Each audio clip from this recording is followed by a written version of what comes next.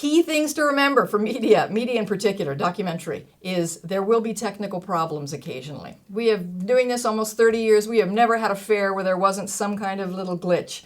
Students bring in a DVD that doesn't work in the classroom that we were using, those kinds of glitches. What we ask is this. First of all, try to solve the problem. We will have technical support at every district fair and at the state fair. On the day of the fair, we'll let you know who to contact for technical help. You ask for help, they try to fix it quickly. If it can't be fixed quickly, then you send those students to us as the fair coordinators, and we will try to figure out some way to display their project. Sometimes it just requires a different machine or a Mac connection. The worst case scenario, we borrow somebody's computer and you watch it on the computer. But the key thing is you don't bog down the room, spending 30 minutes trying to fix a technical problem. You have that project go work with us to figure it out, and you keep moving in the judging.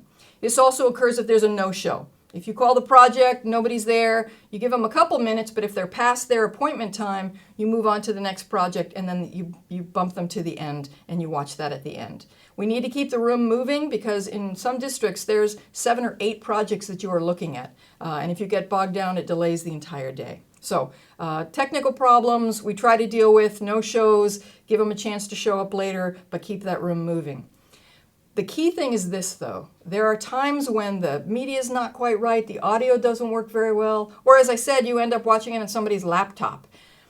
We do whatever is possible to let them show what they did, right? Even if it means you have to be uncomfortable looking at a little laptop, we want them to be able to present the work that they did. We accommodate them as much as possible. What we don't want is students coming, there's a glitch, and they leave disappointed and crying because they didn't get to show their project. Even if the audio is really low and you have to lean forward to listen to it, please be patient, accommodating, and we do everything possible so that their project gets viewed, and particularly viewed by the judges. A final thing I want to mention in terms of the logistics of the day for any of you that are meeting with the students, so the essay web folks doing interviews, the display folks, and the media and the performance. If there is a no-show, and they never come, I mean not come late, but a no-show. In the displays, it's pretty obvious. There's a big blank space there. In the media, the performance, they never show up to present. You need to let one of the people running the fair know at the end of your judging. We are going to double check and make sure that student never registered. You know, they didn't register and just get lost. We need to verify no-shows.